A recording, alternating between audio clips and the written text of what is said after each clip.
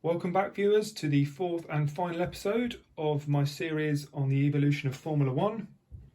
I hope you've enjoyed the previous 3 decades, because today we're looking at 2011 to the present day, so it's actually a little more than a decade, but we're going to be going all the way from 2011 up to 2024.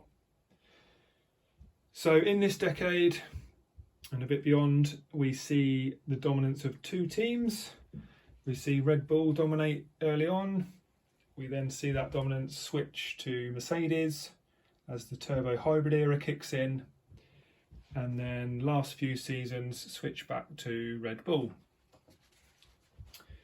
So in 2011, and here we have a Lotus Renault from 2011. We see the double diffuser and the F-duct banned from the end of the previous decade. We see the introduction of DRS, which stands for drag reduction system, and that's to try and promote more overtaking in Formula One, which it certainly does, but has not come without its controversies. And we also see the KERS system reintroduced after the manufacturers had a hiatus from it in the previous season. In 2012, exotic engine maps are banned, but mid-season testing is allowed again, having been banned previously. We also see this Williams win its last Grand Prix, so sadly since 2012 Williams have not won a single Grand Prix. And in 2013 we see that double DRS is banned.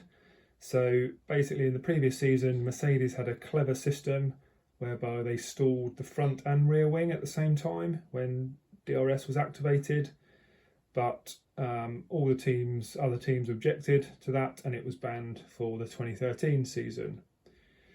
Also, by this stage in Formula One history, the minimum car weight has grown to 642 kilos. This is kind of seen as the last of the lightweight Formula One cars. From this point forward, the cars get significantly more bulky.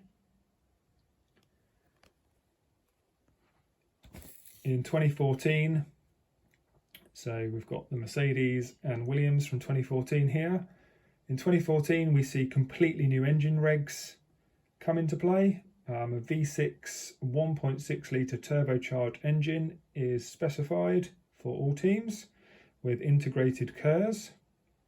And the engines, these new engines, have to last at least 4,000 kilometres.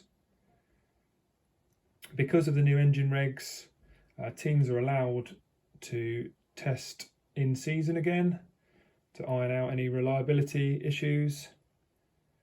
And also the FIA repeatedly changed the nose profiling rigs after some teams, like this Williams, produce these rather phallic looking designs, which I think everybody agrees are pretty ugly. Moving on to 2015, we have this very nice SF15T Ferrari, and during this season the teams are only allowed to use 4 engines per driver.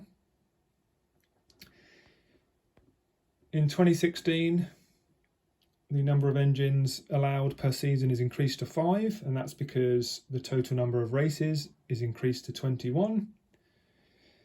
And also the FIA make it harder for drivers to get into Formula One. So now drivers have to be at least 18. So we had the likes of Max Verstappen and Sebastian Vettel starting at an earlier age to that. But from this point forward, drivers have to be 18, and they also have to have 40 super license points in order to get their full super license. In 2017, we see quite a big change to the chassis regulations. So you can see here, if we compare the 2016 and 2017 Force India cars, you can see how much this pink 2017 car is longer and wider than its predecessor, and that's because the car width is increased to 2 meters and larger tyres, wider tyres are specified from this season forwards. With the increased dimensions comes heavier cars, of course, and now the minimum weight is up to 728 kilograms. The front wings are allowed to be bigger, but the total number of engines is reduced back down to 4. Again, the FIA trying to make it cheaper for new teams to come into the sport.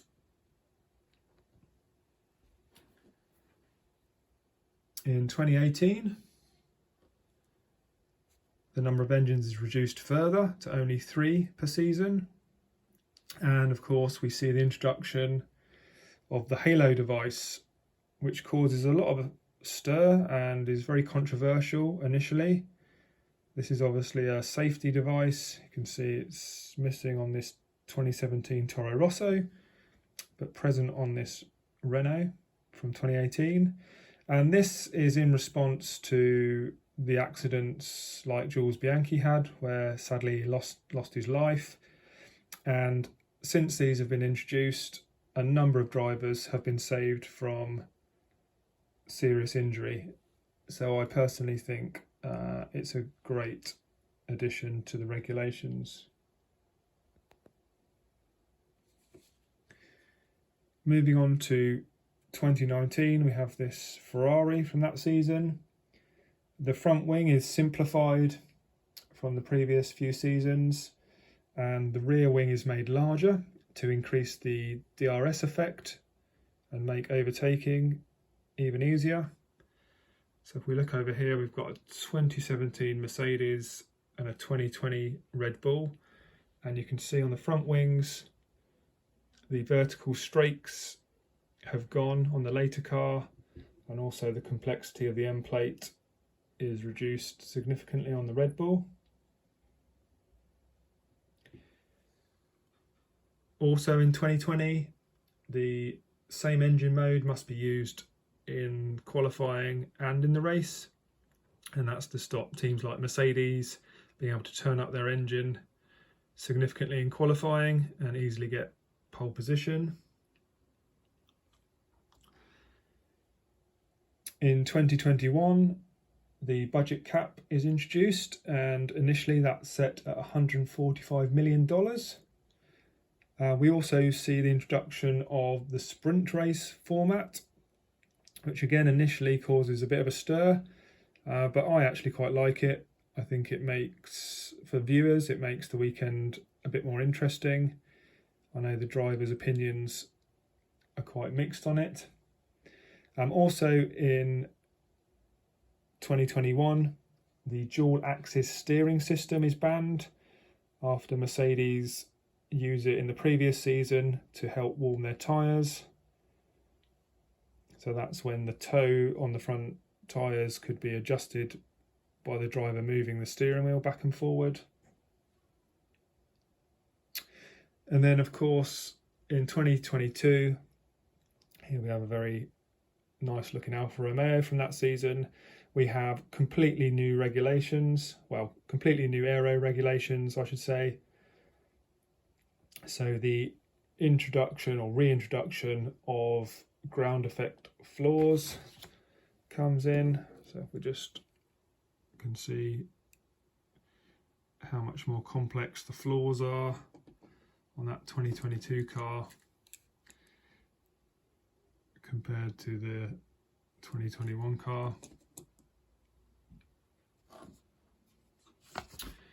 And also the wheel diameter is increased significantly, so we've now got 18-inch wheels, whereas previously they were just 13 inches.